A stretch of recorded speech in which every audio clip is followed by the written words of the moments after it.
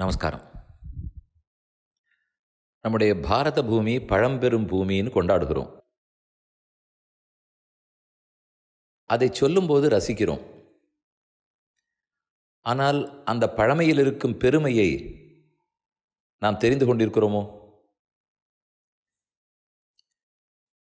இதை கண்டிப்பாக அனைவரும் கேட்டு சிந்திக்க வேண்டும். ஆங்கிலேயர்கள் எந்த விஷயத்தில் பாதித்தால் இந்த சமுதாயமே நன்கு பாதிக்கப்படும் என்று தெரிந்து சில நடவடிக்கைகளை எடுத்தார்கள். அதில் ஒன்று நம்முடைய கல்வி முறை. உலகமே அங்குமிங்கும் சண்டையில் தத்தளித்துக் கொண்டிருந்த போது சாந்தமாக இருந்த நாடு பாரதம்.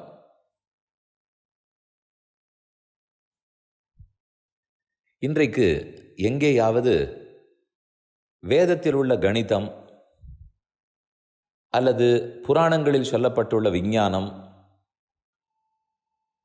இதிகாசங்களில் இருக்கக்கூடிய முற்போக்குவாதம், இப்படி எதை பற்றியாவது எங்காவது ஒரு கூட்டம், ஒரு கலந்துரையாடல் என்று நடத்திய உடனேயே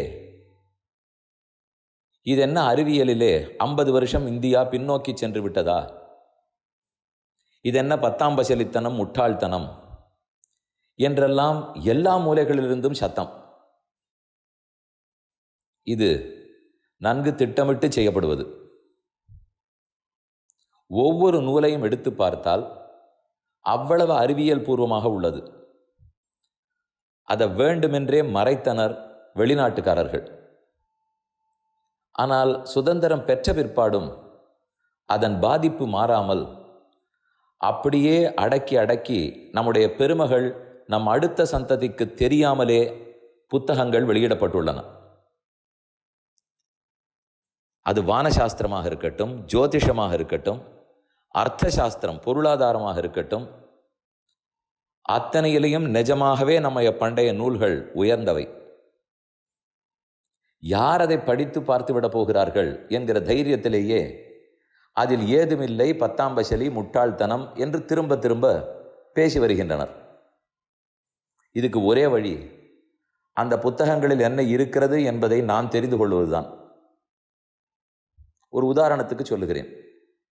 பஞ்சாங்கம் எடுத்துக்கொள்வோம். அதை யாரானும் பயன்படுத்துகிறோமா? பஞ்சாங்கம் சில பேர் வீட்டில் ஒரு மூலையில் இருக்கும். அது எதற்கு நமக்கு? வாத்தியார் இருக்கிறார், அவரை கேட்டால் சொல்லிவிட்டு போகிறார். என் தகப்பனார் திதி என்று, தாயார் சிராத்தம் என்றுன்னு பிருகஸ்பதி நம் வீட்டு வாத்தியாரை கேட்டால் அவர் தானே பார்த்து சொல்ல வேண்டும். எனக்கு எதற்கு பஞ்சாங்கம்னு தோணும். ஜோதிஷ சாஸ்திரத்தின்படி கணக்கிடப்பட்டது பஞ்சாங்கம்.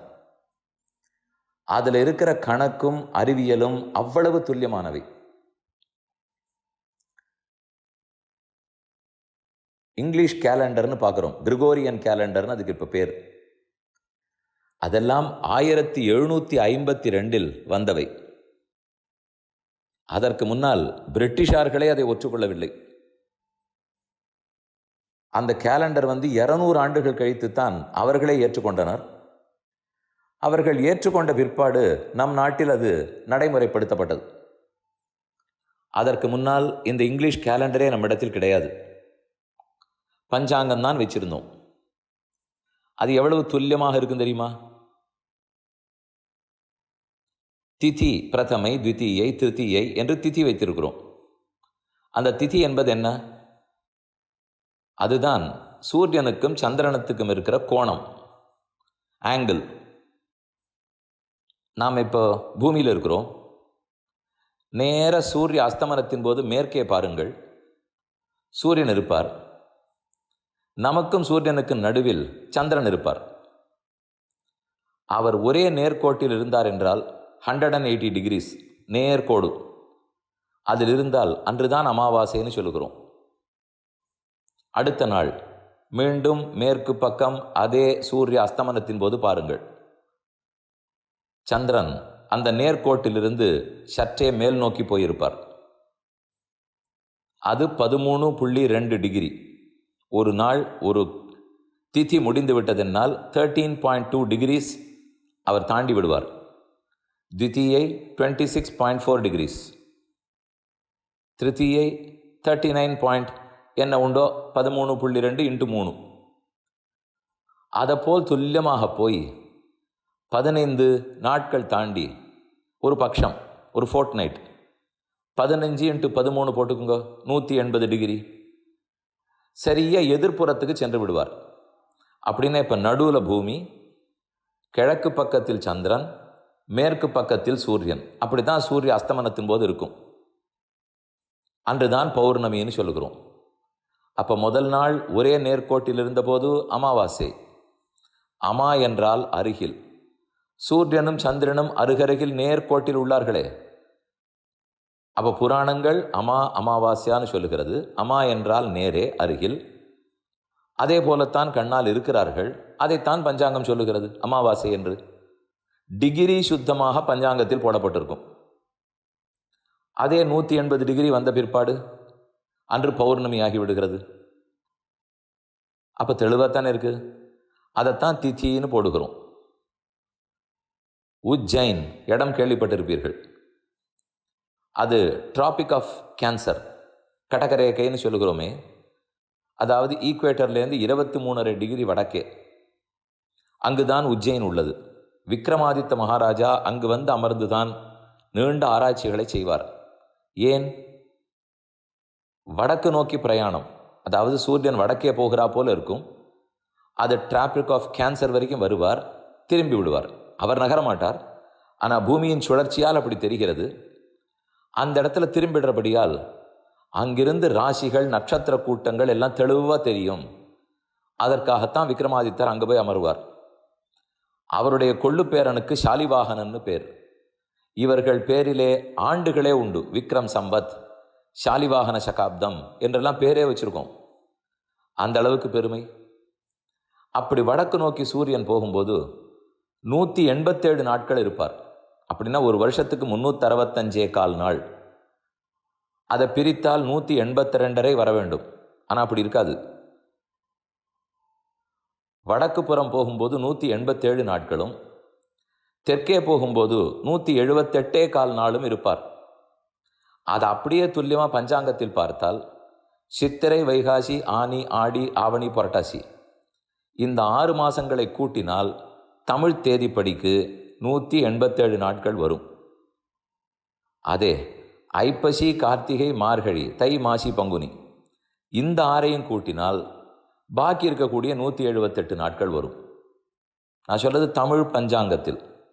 அப்போ சூரியனுடைய கதி எவ்வளவு சயின்டிஃபிக்காக இருக்குமோ அதே போலத்தான் தமிழ் பஞ்சாங்கம் போடுகிறது. அதனால தான் முதல் 6 மாதத்துக்கு 30, 31, 32 தேதிகள் இருக்கும். ஆனால் அடுத்த 6 மாதத்தில் 29, 30 தேதிகள் மட்டும்தான் இருக்கும். எவ்வளவு சரியா இருக்கு பாருங்க. ஆனால் அதே இங்கிலீஷ் கேலண்டர் எடுத்துக்கொண்டால் வருஷம் முழுக்க எப்போது வேண்டுமானாலும் 31 நாட்கள் வரும், எப்போது வேண்டுமானாலும் 30 நாட்கள் வரும். வரலாமா?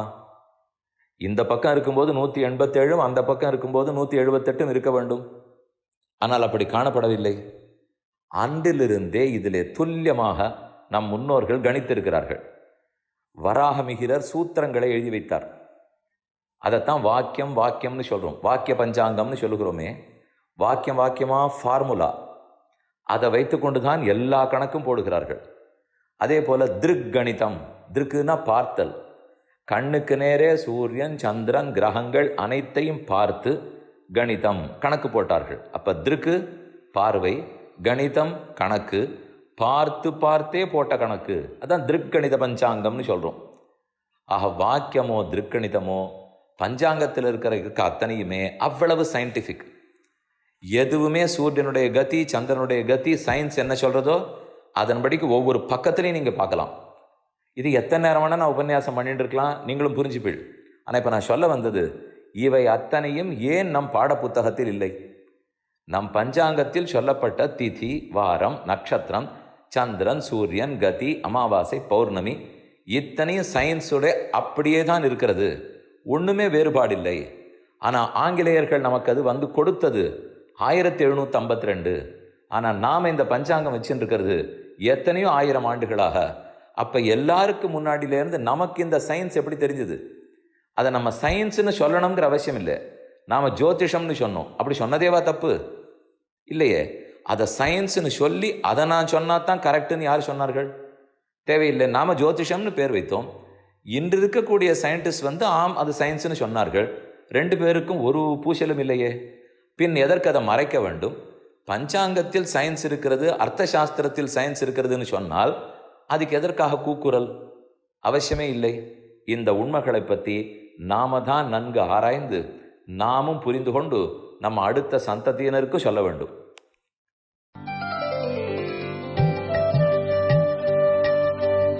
இந்த என் பணி ஆடியோவை உங்களுக்காக வழங்கியவர் வேலுக்குடி ஸ்ரீ கிருஷ்ணன் சுவாமி. இந்த ஆடியோவை தினமும் உங்கள் மொபைலில் பெற கிஞ்சித் என் பணி KINCHITENPANI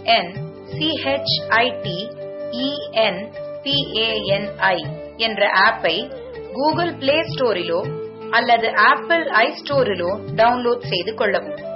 தினம்தோறும் இது போன்ற உபன்யாசங்களை கேட்டு மகிழவும்.